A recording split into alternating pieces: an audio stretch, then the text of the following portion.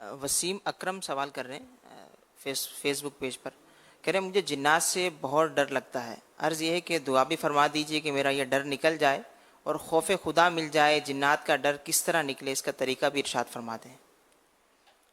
جب خوف خدا کا غلبہ ہو جائے گا تو انشاءاللہ غیروں کا خوف جاتا رہے گا۔ جن سے ڈریں گے تو جن تو چاروں طرف جن ہی جن ہے، ہمیں نظر نہیں آتے، یہ اللہ کی رحمت ہے۔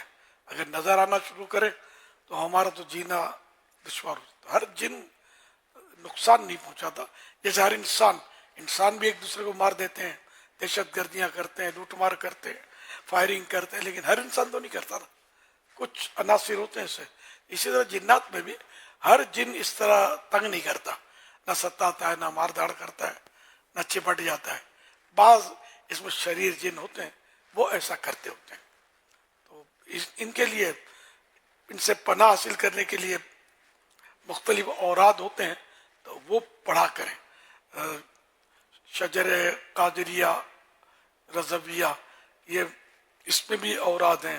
الوظیفۃ الکریمہ میں کچھ اوراد ہیں کہ یہ اگر پڑھتے نہیں تو انشاءاللہ کوئی چیز نقصان نہیں کرے گی۔ خاص کر حدیث پاک کا یہ عمل بہت زبردست ہے کہ سوتے وقت دونوں ہاتھ اس طرح پھیلا لیں اور اعوذ بسم اللہ کے ساتھ سورہ اخلاص، قل هو اللہ شریف، سورہ فلق اور سورہ ناس پڑھ کر ہتھیلیوں پہ دم کر کے اپنے اس طرح وہ پورے بدن پر آگے کی طرف پہلے پھیرنے جہاں جہاں تک ہاتھ پہنچتا ہے، اور پھر اسی طرح پیچھے جہاں جہاں تک ہاتھ پہنچتا ہے پھیر لے، پھر دوبارہ اسی طرح۔ اب اعوذ پڑھنے کی ضرورت نہیں ہے، اب بسم اللہ کے ساتھ سورۃ الاخلاص، فلق اور ناس ایک ایک بار پڑھنی ہے۔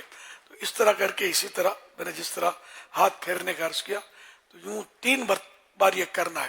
اگر یہ ناغہ نہ کریں، اس میں روزانہ سوتے وقت کوئی کرے نا، تو انشاءاللہ نہ جن نقصان کرے گا، نہ جادو نقصان کرے گا، نہ کوئی نظر لگے گی کسی کی، نہ کوئی اس طرح، مطلب کافی اس سے پروٹیکشن حاصل ہوگا۔ اور یہ سنت کی نیت سے کریں گے تو انشاءاللہ مدینہ مدینہ ہو جائے گا۔